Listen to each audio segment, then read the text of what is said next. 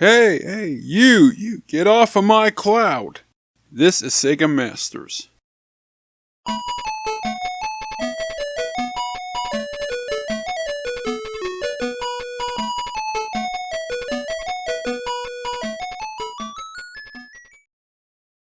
Even with its new 16-bit Genesis now on the market in the US, Sega wanted to assure the Master System faithful that games were still being published for the 8-bit platform during the waning summer months of 1989. Though that didn't necessarily mean top-tier cartridges were in the console's immediate future. With the higher priority Genesis obviously soaking up most of Sega's resources, the Master System was starving for content to say the least. While Sega and Tonka were scouring for anything to keep their fading console going in the Western market, regardless of quality. Home conversions of obscure coin-op games that never left Japan were not excluded, and August 1989 saw Sega release 2 such titles for the Master System in the US.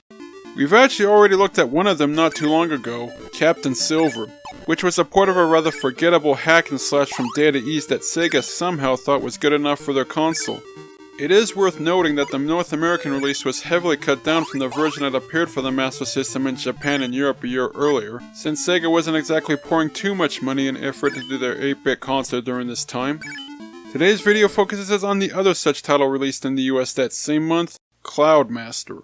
A port of a 1988 horizontal shooter from developer Hot B that Taito originally released exclusively in Japanese arcades under the moniker Chuka Tyson. And it's one of numerous video games seemingly inspired by the classic Chinese novel Journey to the West. Though instead of a mythical cloud-riding Monkey King as in other such adaptations, you take the role of a cloud-riding hermit named Michael Chen, who's on some quest to obtain the title of Cloud Master. Somehow this involves shooting down hordes of head-scratching foes through 5 horizontally scrolling stages, all of which apparently take place in ancient China. Then again, backstories in shooters never make any sense. Now, Chuka Tyson first appeared in the gaming halls of Japan around 1988, when plenty of other horizontal shooters were already crowding the market, vying for the arcader's attention and money. So Chuka Tyson attempted to stand out from the pack with its rather unusual setting steeped in Oriental mythology, though the game featured a few enemy characters which weren't what you would call politically correct. It didn't exactly set the world on fire, but Chuka Tyson's bizarreness still developed something of a following, which was apparently enough to get it ported to a number of Japanese gaming platforms. Incredibly enough, a remake of Chuka Tyson would appear nearly 2 decades later on the Nintendo Wii, thanks to a few former employees of Hot B who formed their own company and bought the rights to the game. It was even released in the US as The Monkey King: The Legend Begins, and is often considered a hidden gem on the console. Getting back to the Master System, Sega somehow decided a home port of Chuka Tyson was good enough to keep the 8-bit fires burning in the US and Europe, and brought the game to the console in those regions under the name Cloud Master. Ironically, in addition to being the only translation to be released in the Western market, Sega's cart was also the only version never to be published in its native Japan, as Sega had already laid their 8-bit console to rest there.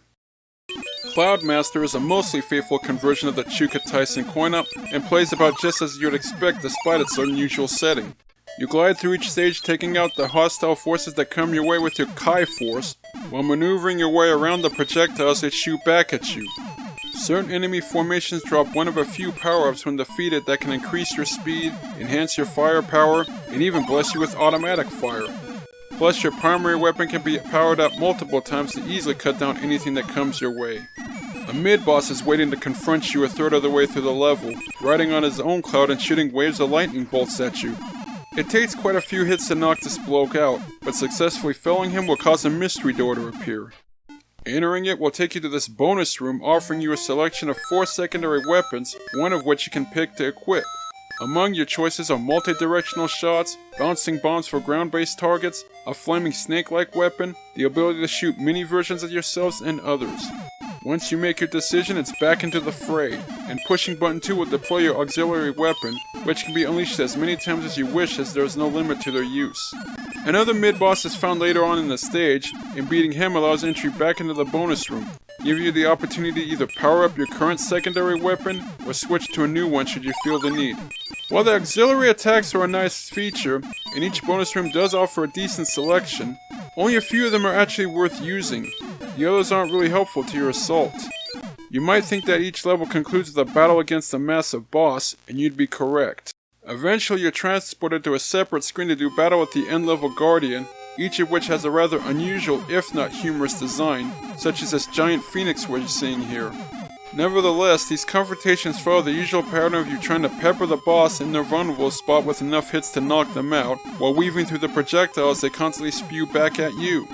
Survive long enough to inflict the necessary damage, and you send the boss down in flames and pass the level.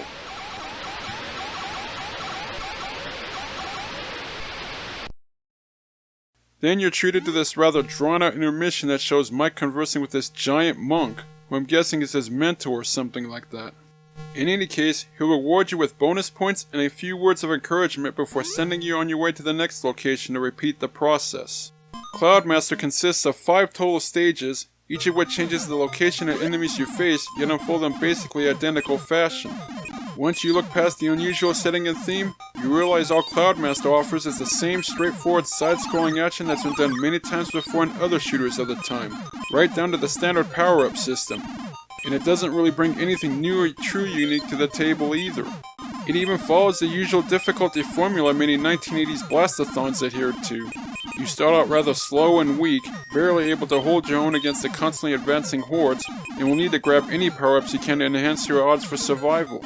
It doesn't help that Mike is a rather large sprite, making it more difficult than it should be to weave around all the flickering projectiles flying around the screen, even with the mostly responsive controls. As is always the case, you perish from just one hit, and are forced to begin your next life in your underpowered default state without any of your upgrades or secondary weapons. Each level does contain a few restart points, which turns out to be a double-edged sword in this case. While it's nice not to have to start the level completely over, you're also denied the opportunity to rebuild your arsenal before meeting the boss, since power-ups are rather sparse in this realm. On the other hand, should you stack enough power-ups together, you'll become an unstoppable killing machine that can plow through each level with little trouble. The boss battles are nothing special as well, since all 5 attack in near identical fashion.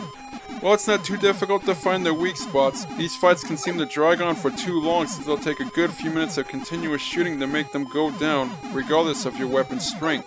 And that's when you're not searching for the few gaps in their attack waves to slip through. Of course, just one mistake will force you to start the process over, again without your enhancements, and giving you even less of a chance of succeeding. And even with the oddball theme, Cloudmaster's presentation is also less than impressive. Granted, the nicely rendered sprites feature some solid details and animations, and the bosses certainly look good, yet the backgrounds are a little bland and lifeless despite the pastel colors used. Not to mention they repeat over and over without any variation in the landscape, with only the various waves of enemies to differentiate one area of the level to the next. Some rather blah Oriental-style tunes fall flat in their attempt to add to the atmosphere, though you hardly notice their presence with all the loud sound effects constantly drowning them out. I'm not trying to say Cloudmaster is a bad shooter, because it's actually a decent cartridge, with solid enough gameplay and action. Yet its unique goofy setting and light-hearted tone can't cover up the fact that this is still a bare-bones experience with too much of a been there done that vibe to it, that also lacks any real depth or replayability. The 5 levels will give you a fair challenge the first time through when you don't know what's coming, but with enough practice, memorization, and amassing of power-ups, you can plow through this cart with little trouble. All to receive a rather quick ending that's basically an extended version of the intermission screen, just with another text box added on. Check this card out for the wackiness if you must. You'll just be hard-pressed to spend much time with it when plenty of better shoot-em-ups can be found, especially on this console. In the end, Cloudmaster is simply yet another game that exists on the Master System, and not much else.